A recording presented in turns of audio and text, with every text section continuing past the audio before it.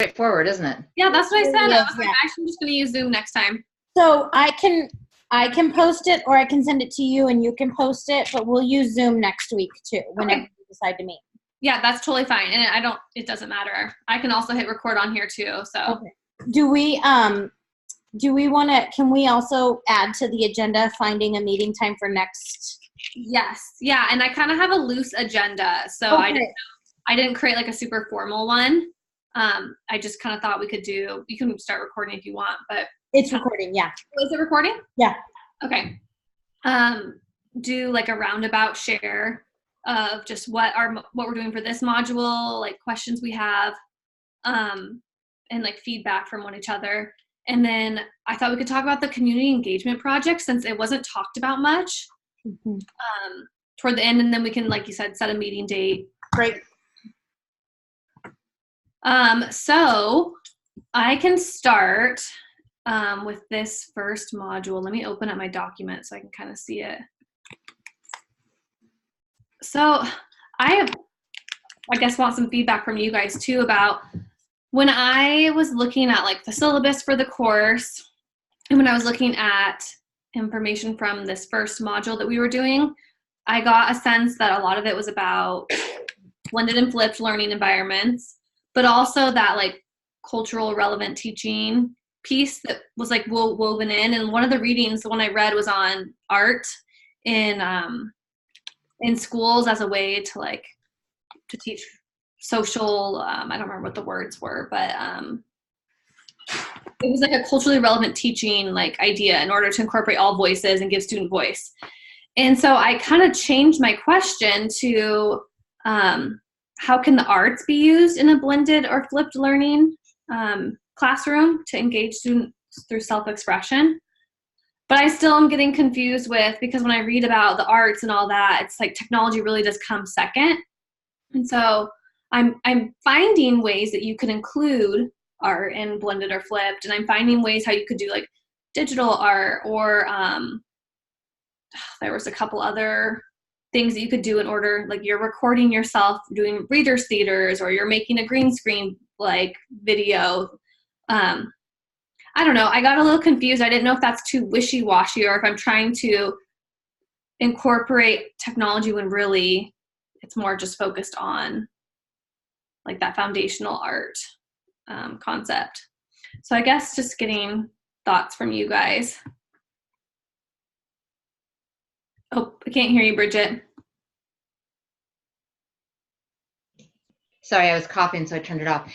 One thing that we talked about in that last class was making sure, sort of meeting kids where they are, and they're obviously immersed. I mean, I thought I heard this anyway. They're immersed in technology, right? They're very comfortable with it, and to not use social media or to not use, the types of tools that kids are using just in their social lives or in creating art on their own is sort of missing opportunity in the classroom. So I don't know if you could find examples of that being done, either social media being used creatively or just, something that maybe wouldn't be a typical tool that an art teacher might use, but that you could introduce as a technology coach or something. I did find that it just was geared more toward middle and high school. I see. So that was where I was kind of like grappling. Like all the research I was finding was talking about like arts being really foundational and teaching it first that way, and then bringing in like the digital piece. And it did talk about that, like if you are teaching art, that you are missing out if you don't incorporate like digital art technology into your classes. And so there were some things for elementary. It just kind of seemed like things that I already I've known about, or that seem maybe common sense to us, but I can still focus on it. I was just getting a little like, I was just feeling like it was just something I was throwing in there rather than like something more new or innovative that I hadn't heard of yet. So.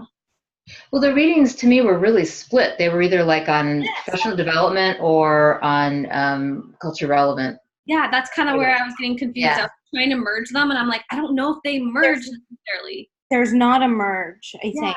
Or it's not clear, at least, right? Yeah. Okay. For me, I feel like the culturally relevant piece is in the, like what you said, meeting, and what Bridget said too, meeting the students where they are. Because, and to piggyback off of what you talked about, Bridget, if like there's a fine, to me, what I'm seeing is there's this fine line between making it relevant, but also not applying to the stereotypes. Yeah. Right? And so not assuming that one student wants to do art in a certain way because of their cultural background, right? Like, you don't know, maybe they really like the Impressionists, you know, and they want to try that.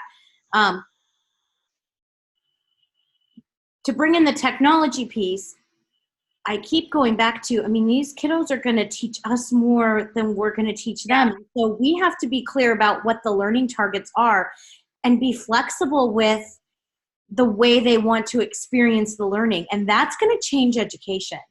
Yeah. Yeah. Yeah, I need to think about, like what you said, that the learning target piece, right? Because if you have that solid, or you have whatever criteria you're looking for, then like you said, I don't need to be an expert in the technologies necessarily. They can kind of experiment with that. We can't be an expert in everything, right? Yeah. There's just no way. And so if we get rid of that and say, well, we can't be an expert in all of these technologies, we can practice them and use them in our classrooms, but there's going to be a new thing in 2 weeks. Yeah. Right. Yeah, and I guess, and that is one of the articles that I posted for my summary did state that too, and it said the objective isn't necessarily for, I heard that. I don't know what that was. Yeah. Somebody's gonna have a Windows update probably any second. Probably. I'm like, what do I need to close? I have all these things open. I'm like, I think I just updated, so hopefully it won't be. I don't know. I don't see anything. I don't see anything online either. But anyways, that's what it was saying, is that the learning objective for the kids isn't necessarily to master the technology piece. It's what you said. It's whatever that learning objective is, and then technology comes in second. Yeah. I was going to say, for elementary, Kelly, you know, you could have like you could Skype an artist, or, you know, that might represent, you know, the background of the, you know, either local artists or from the same, you know, someone who grew up in the same neighborhood, something like that, or museums, you know, online digital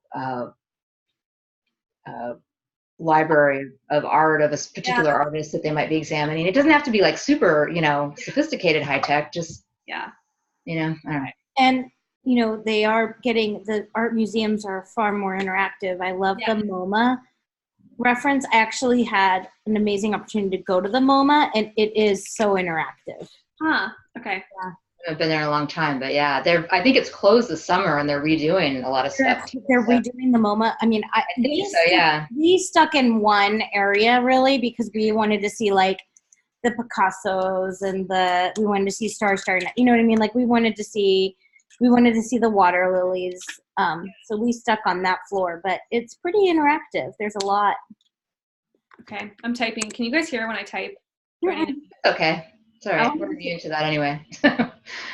But okay, well, I can open it up. Thank you. I appreciate hearing that.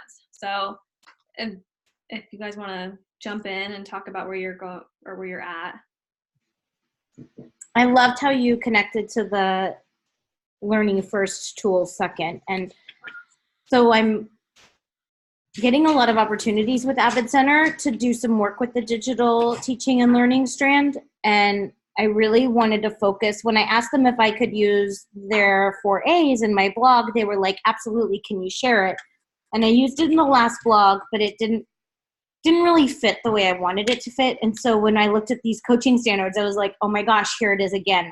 And I kept putting it on my list to go back and kind of like redo that blog to make it more friendly. So I really am excited about highlighting how it's perceived with the learners.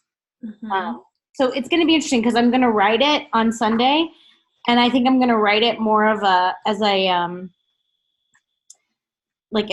wonder if kind of blog, and then I'm hoping I need to go back in and look at module 2. I'm hoping that module 2 will lend itself to kind of be like a part 2, because I will get to teach the same strand 2 times in a row, back to back.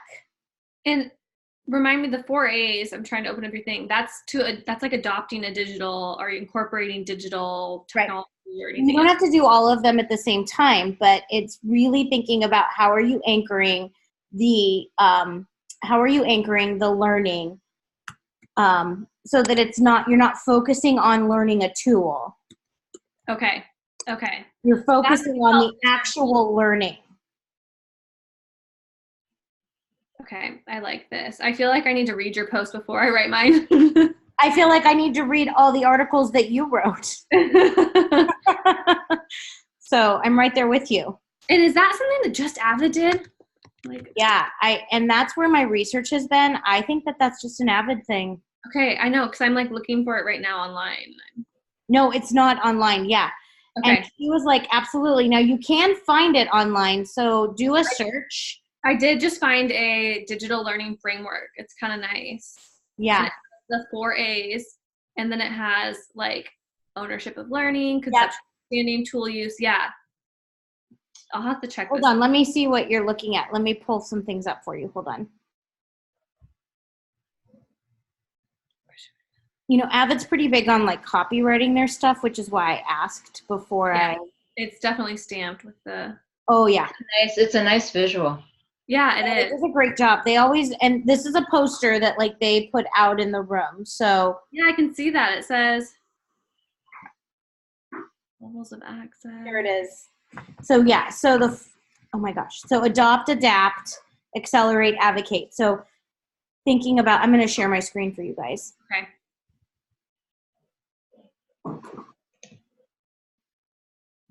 Hold on.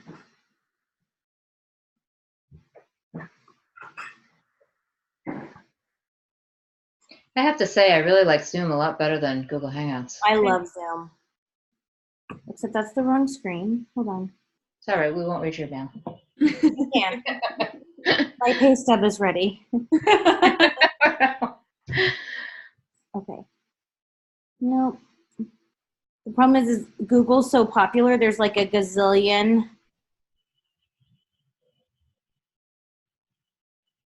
Is this it? Nope, that's Melissa's. I'm going to close out of that. That's yours, Kelly. I'm going to keep that. Here we go. Okay. So can you see this? Yep. Okay. So the adopt, right? Like what technology could we use to create, to investigate, to publish? So like you were saying, Bridget, what technology could you use to investigate the artist? You don't necessarily have to do it for all three steps. You can just investigate, or you can just publish, or you can just create. And then how do you adapt your instructional focus? So based on what the students are learning, how do you pivot, right? And then how do you accelerate? So how do you take the learning to the next level by saying, wow, it's really cool that you did this. I wonder what would happen if you did that, right? And then advocate. How do you say, look at what you've already created, right? What can you do now with that for an authentic audience? Mm-hmm. And yeah, like you said, there might be some where you don't use technology, right? And then there might be some where you yeah. Yeah. Okay. And so when you said you found a framework. Yeah, it was like it's a grid, right? Does it look like this? Let me show you. Hold on. I typed in like 4A's, Adbit. Yes, yep, digital integration Adbit or something. And my guess is it looks like this one. Nope, kind of. It kind of looks like this. It's different. If you type in Adbit on your Google search, I bet it'll come up. Oh, yeah. And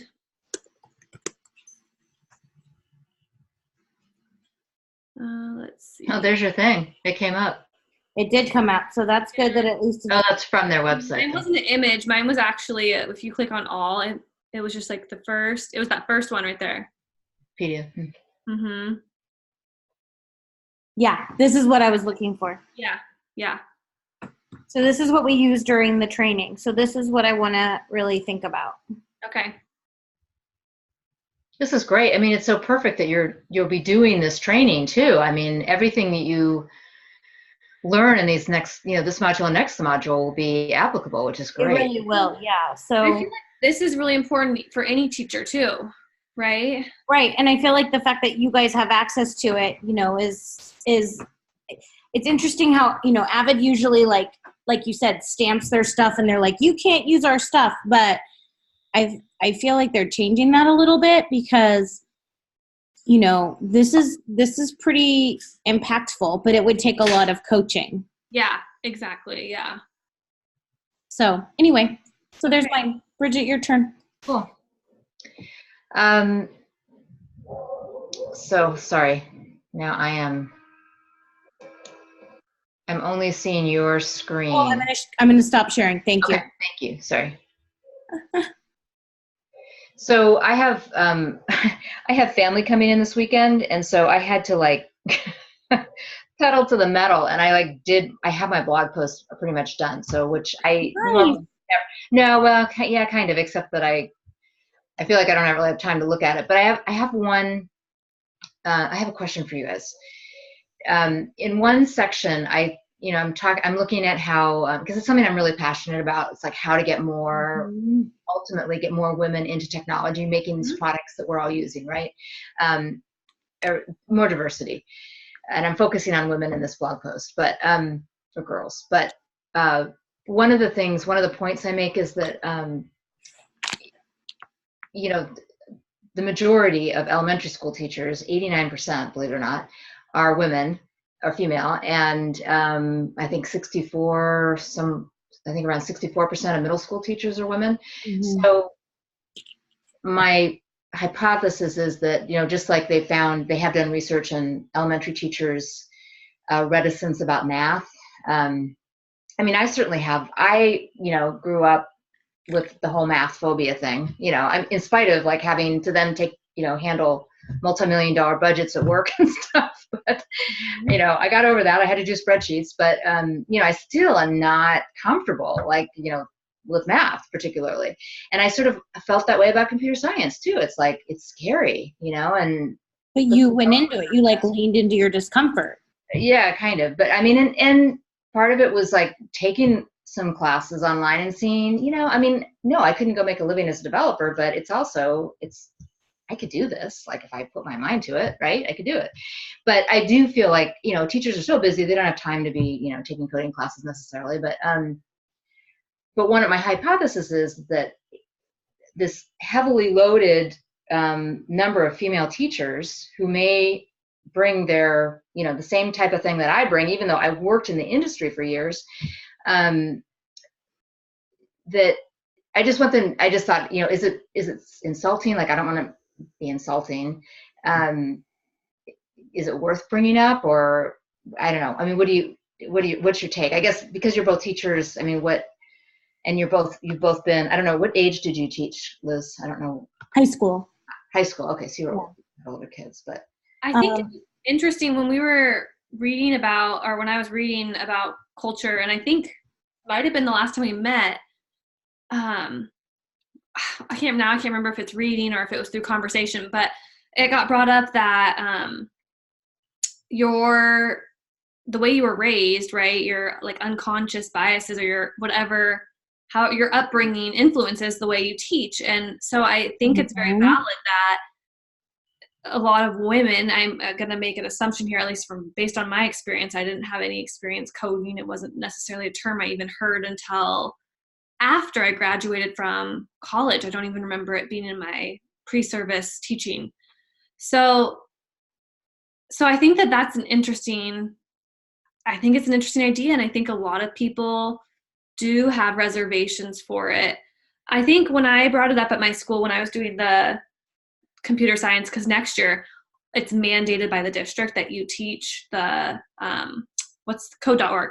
They're not necessarily, they're providing training that's optional, but it's not going to be pre-taught to all the teachers. And the pushback the hesitation I got from our staff was more just a time restriction though, which I found interesting rather than like I don't know enough. It just, right. And maybe it was a little bit of both, right? Because it's like, oh gosh, now I'm gonna have to take time to learn this and figure out how to like integrate it. So I don't know. I think it's interesting though that you bring that up. I wouldn't go ahead, Liz. Yeah. No, you keep it going. I was just thinking from my point of view, if you had brought that up, I think I think I would find it thought-provoking Mm-hmm. in a blog post. I don't think I would take offense to it. Mm-hmm. So no, I wouldn't take offense to it either. And I think I put this in one of your blog posts about how, again, how do we make it relatable without saying we're applying to a stereotype, right? So right. I don't think we should say to our girls, oh, we're going to only assume you want to code about makeup or hair or, puppies, and boys, you only want to, do it about sports, right? But it continues to be a problem. I mean, they're not going into it. And why is that? Right. And I mean, Jeff's, when he worked for the Governor's Office of Information Technology in Colorado, they were touted because 70% of the leadership was female in technology. It was a big That's super unusual. Yeah. Huge That's deal. flipped. Yeah. And he was like, why is it a big deal? And same thing, he has a female CTO right now. And he was offended when somebody assumed she wanted a rose-colored Mac. Yeah. Yeah, I mean, that stuff, it's really more, I know, you have to be careful you're not stereotyping, that's for sure. Mm-hmm. But what it comes down to is you look at the numbers, and I actually have some pie charts, and it's just, 74% of the developers are men, or, Mm-hmm. computer scientists are men, basically. And that's a big percentage of things that we're using. And only 19%, I think, of computer science bachelor degrees are earned by women. 19%, that's nothing. Whereas 57% of bachelor's degrees are earned by women, of all bachelor's degrees. Yeah. So they're doing all the liberal studies, and you know what I mean? And right. Biology, the biological sciences are pretty heavily, but they don't pay as well, and there aren't as many jobs. I mean, that's the whole thing. So, I mean, it's just, there has to be, I do think that it hasn't been worked in. I don't know where it's going to fit, to be honest. I mean, as far as code.org goes, they have the curriculum. The kids can work pretty independently on it. They may have some questions once, they're stuck on a puzzle, but, and they're doing more and more with their curriculum, which is good. But really, for kids to learn, they really should be doing probably more than code.org. They really should be doing Scratch and project-based learning that incorporates coding. It's kind of like the foundational stuff too, though, right? It starts probably young. It could start with basic code.org, and then as you get older, you're integrating into the curriculum. You're offering classes in middle school and high school that appeal to both genders. I think Shoreline, the guy who runs the head department for technology, he came from Seattle. He worked in Seattle for 20-something years, and I'll try to see what his name is. But he was talking about a teacher at one of the high schools in Seattle who their data showed it was about equal males and females taking the computer science courses there. And it was an outlier in the district, the only school that had a higher proponent of girls taking them. And so they met with that instructor, and he said he was so methodical with every single thing he did. And the class descriptions that he would write up, I don't know how he wrote them up, but they appealed towards both genders rather than maybe making it sound more limiting or not as interesting to females. So yeah, did you find any research on how to promote better to females, or? Well, I didn't include this in, but Harvey Mudd, Carnegie Mellon, UW actually is doing a better job.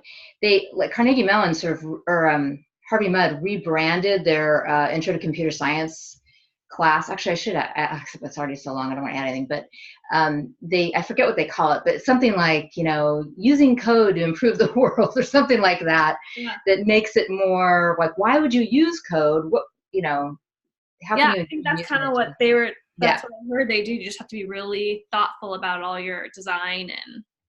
Right.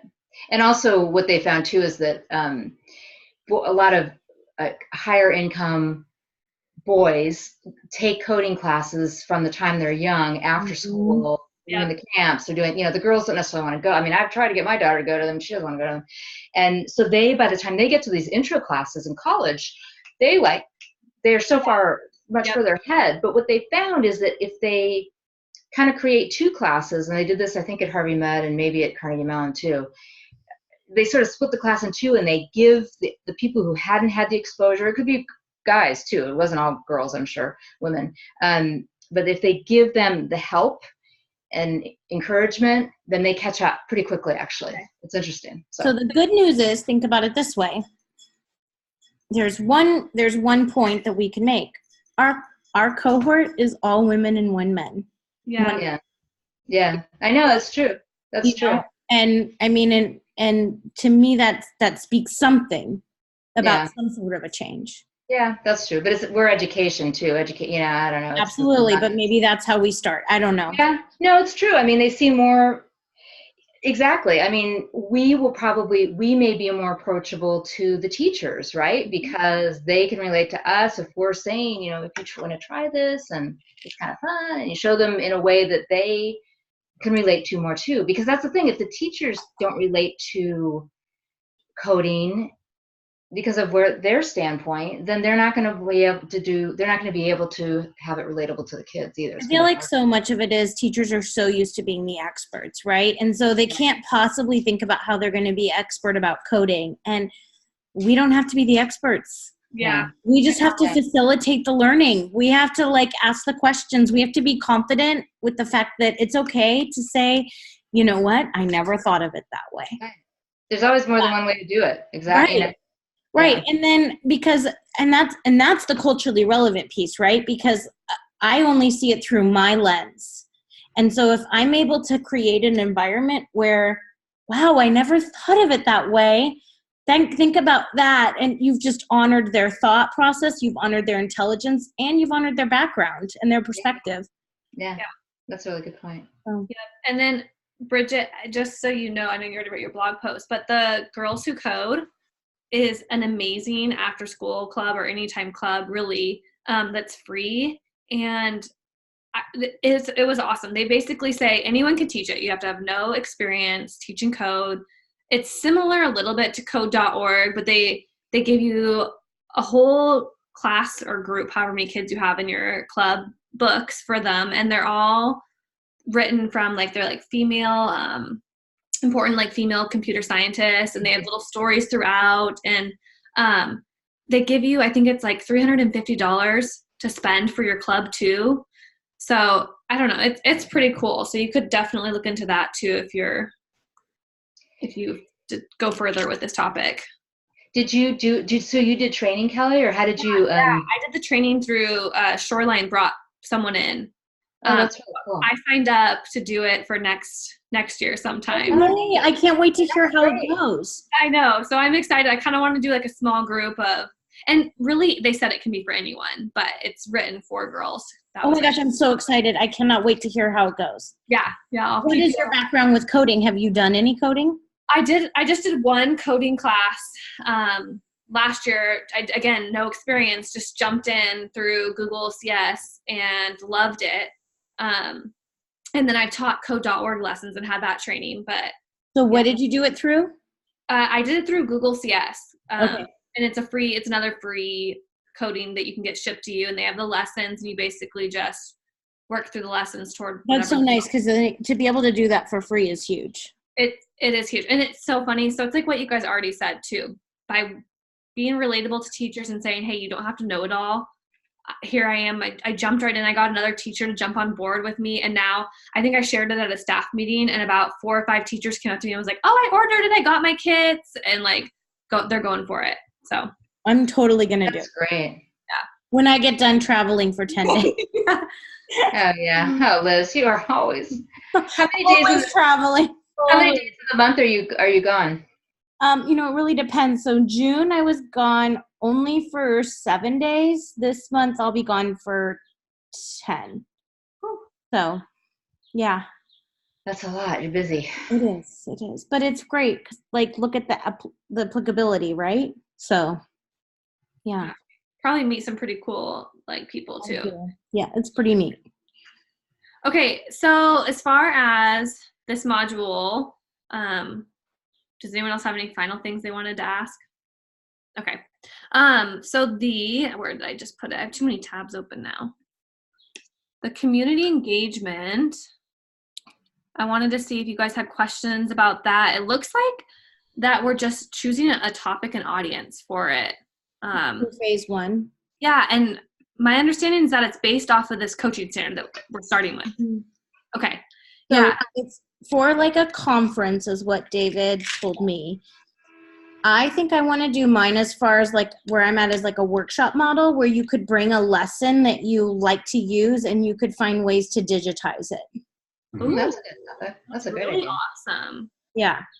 I feel like a teacher, that would be, any teacher could join that. Right, exactly. So you could just come with something that you really like. I mean, everybody try, make sure you have access to a computer, and find ways to digitize it. So maybe share some of the more popular ones and then give them an opportunity to kind of do some work sessions, workshop it out, and then share out. So I don't know. That's where my brain is right now.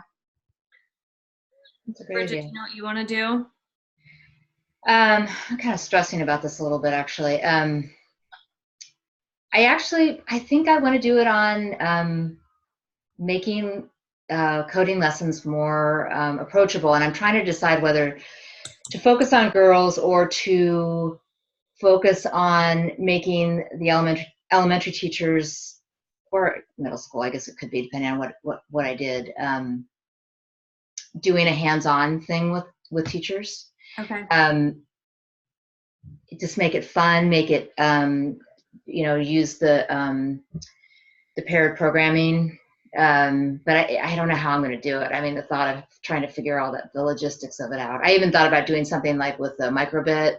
If they paid an extra $18, I'd buy a microbit. And some of the workshops, I don't know, at NCCE, some of the workshops had you pay for the little bit of hardware if there was some hardware involved, but and doing something with microbits or something. But I don't know. I don't know.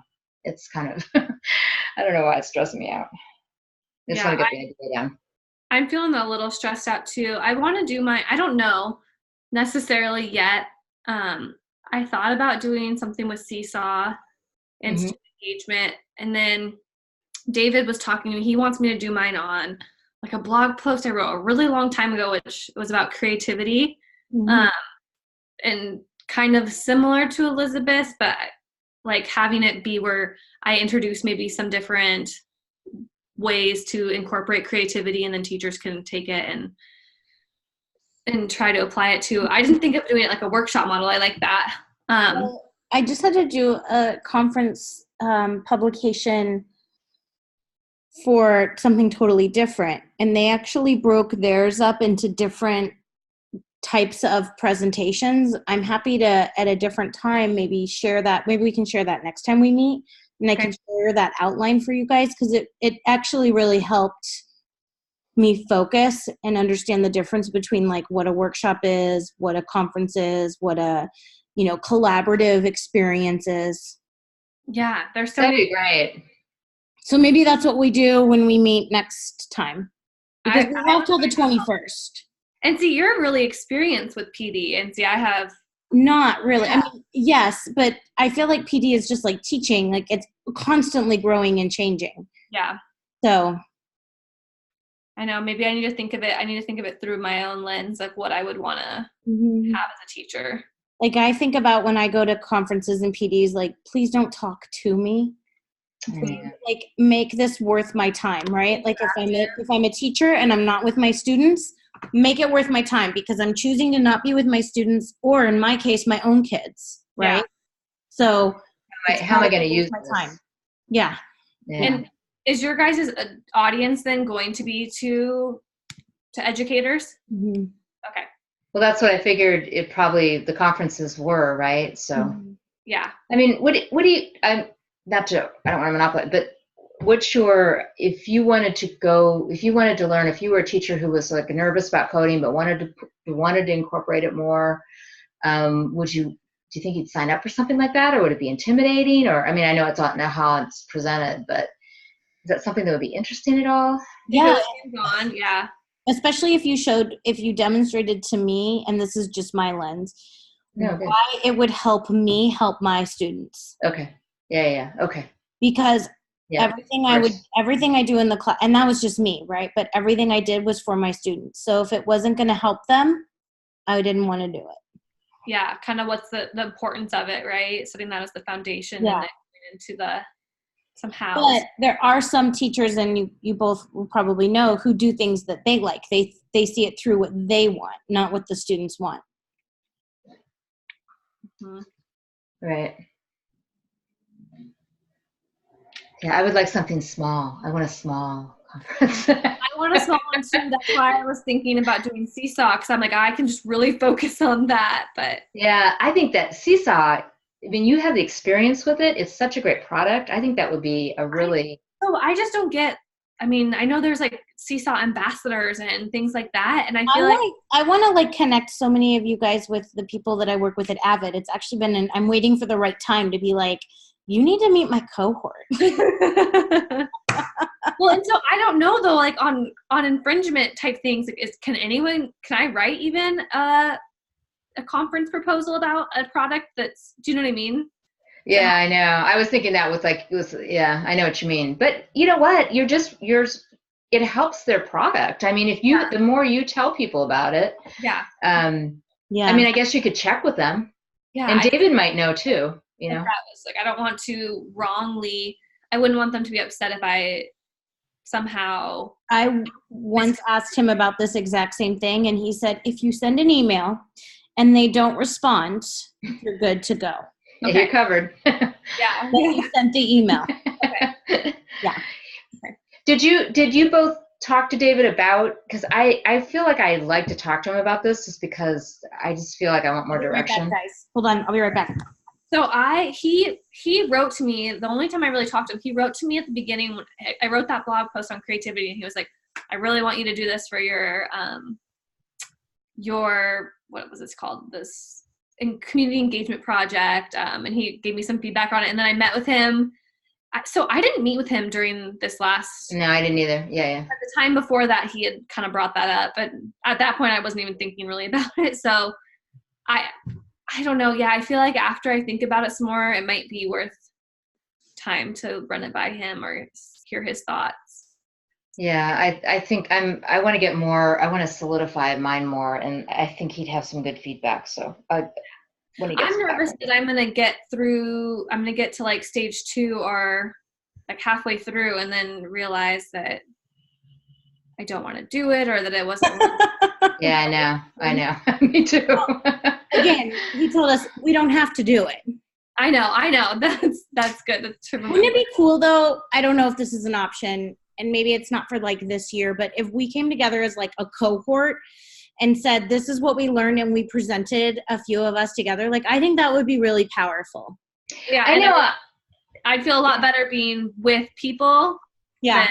I know. Me too. I was thinking this would be like, we work so closely together in terms of talking about what we're doing, but I think, I was just telling someone this today, that any of you guys would be so great to work. Everyone is so great in this cohort that I'd happily work with all of you on something. I think it would be really fun to do this as a collaborative project. Maybe we use this as like our practice, and maybe that's like part of our capstone.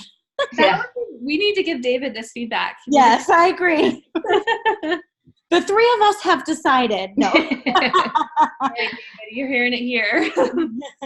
Well, you know, that 2 of his former students did this thing at NCCE that was, it was Google Classroom versus Microsoft Teams, and they literally put on boxing gloves, and and they each presented on their either Teams or Hangouts, and then David was the referee. So I'm wondering if they, maybe they came up with that idea together or something. I don't know, but it was a cool concept. I liked it. It was different. In this training, we do a Sweet 16. So we come in and we say, and so we pick different platforms and systems, and then we vote them together, and then we do the Sweet 16 model. So it's cute. Oh, that is cool. Yeah. That makes it fun. So do we want to pick a time for next time? Yeah. I'm pretty flexible, so. It has to happen. What are the dates it has to happen within? So let me go back to this calendar on Canvas. Oh, weird. The calendar on Canvas doesn't show me anything. I'm just going to go to the coursework. Does it have to happen? Is it next week or the week after that we have to meet? Do we have to meet every week? I forget. No, I think it's, ooh, that's a great question. So it says our solution is due on the 14th. Which is Sunday, yeah. And then what's the teach educate part? That's the comments on the blogs, I think. Oh, okay. Yeah. Okay. So then I go into the course. No, but please stop looking. If I go into syllabus, so it and looks like PLC tabs. Okay. I think it's July 24th. That It says week 2, week 3, week 4, week 5. Yeah, and there's only 3 modules. So it says module 2 is week 3 and 4. So this one is week 1 and 2. Okay. So what does it say again? It says, I'll share the screen. Hold on.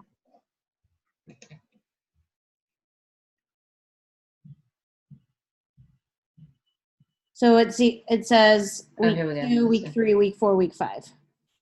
And so I was week 2. So you're next. So that's next week. So you're next week, Liz. Mm-hmm. I mean, and then I'm the following week. Yeah. So do we want to just get all the times on the? I mean, Melissa's not here, but I mean, this time works fine for me if it works for you guys. Yep. I don't know that it'll work for me next week. Okay, that's true. You're Hold traveling. on, let me go into the right calendar. I guess I can stop sharing my calendars with you guys. I could do another evening. I mean, Kelly, you're probably busy, but we're pretty boring in the evening. No, here. Evenings are good for me too. I can't do next. I can't do next Wednesday. I could do. This is where I may see, but I'm the facilitator. Darn it. Well, then you call it. That's what I would say. I think you just have to do it before the way I'm reading it is before the 24th, but maybe that 24th is the fourth week person. No, I think you're right. I think we're ahead of it. So could we do it on Saturday or Sunday? Which, the 20th or 21st? Mm-hmm. I can do the 21st. Our community engagement thing is due. I have something that day. Sorry, guys. Earlier in the day I could. You said we could do different types of, we could do asynchronous hangouts. Do you want me to ask some guiding questions and we won't record it this time? It's up to you.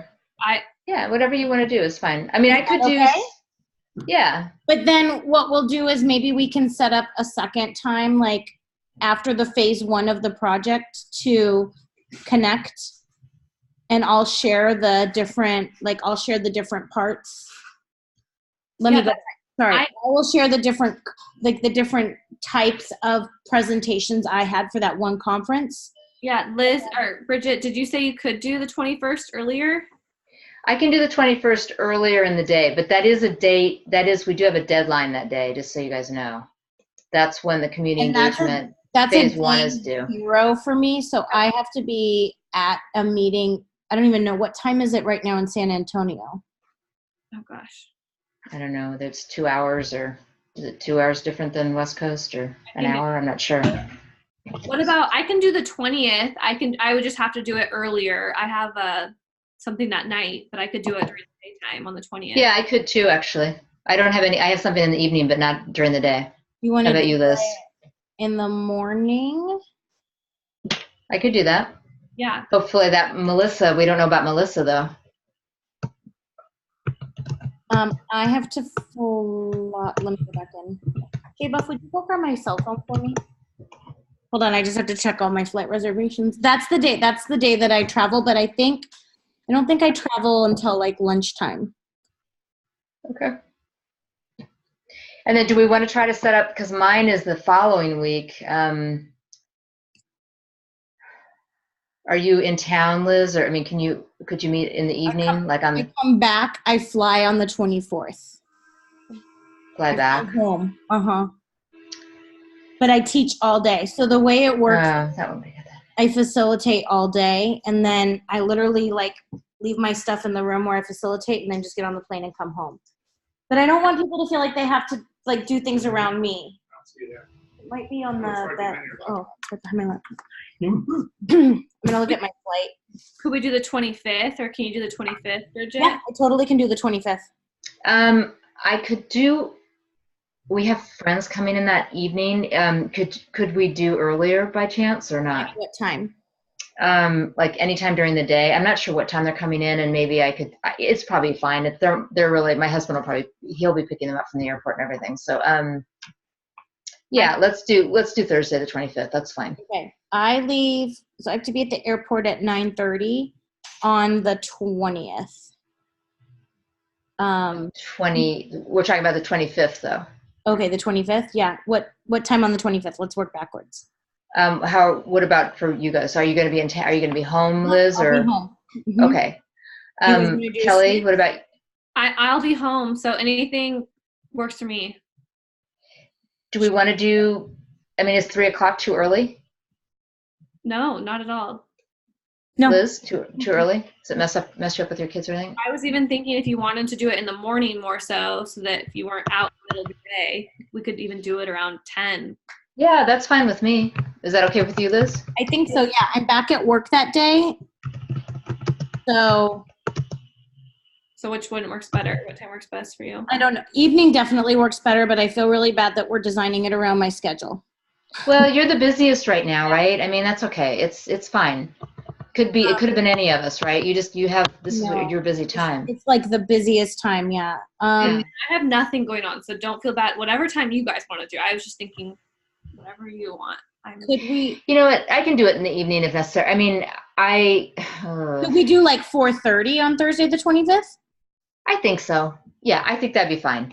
Okay. So 4:30 on the 25th. All right, and hopefully that'll work for, we should check with Melissa too, because she's gonna want to be in some of these. Do we want to do something on the 20th? The 20th. Yeah, we talked about the morning. Mm-hmm. Or we could do it if you wanted, because the morning, you have to do it in the morning, right? I do. We have something we'd be leaving the house probably around 5 p.m., but I have the rest of the days open, so 5 whatever works for you guys. Let's see. Let me do the tech way. What time is it in San Antonio? So it is 2 hours ahead in San Antonio. So if I land at 2:35, it's really 1:35. Do we want to do like a 2 o'clock? 12:35 if it's 2 hours ahead, right? Yeah. Do you want to do it 2 o'clock? Yeah, that works Fine for me. Okay. So 2 o'clock. And that's the one I'll facilitate, but I'll send out some stuff like in sync or, you know what I mean? Yeah. Yep. Okay, so we just need to, I'll send the email. I'll follow up with an email to our group and tell Melissa the times and see if those work for her too. Perfect. Thanks, Kai. Yeah. Thank you for setting this up and for being proactive. You sent it out Thank you, early. guys. And Thank you for being so great about the fact that I'm traveling the next Sunday. no, that's brutal. You've got a lot going on this. It's okay though. It'll be good. So I'll either be like, oh my gosh, you guys, it was great. Or I'll be like, oh my gosh, you guys. That'll be great. That'll be great. And if I have to facilitate by myself in Denver, and it's the first time I facilitated it, and I'm like, okay, great. oh my gosh. So You do amazing. all right. Do you want me to send you this recording, Kelly? Yeah, sure. Send it to me. And then I think I just post it in the discussion forum, right? Yeah. Okay. Yeah. Okay. All right. Have a great night, guys. All right. Thanks, guys. You too. Nice seeing you both. Bye. Bye. Bye, Melissa. Bye.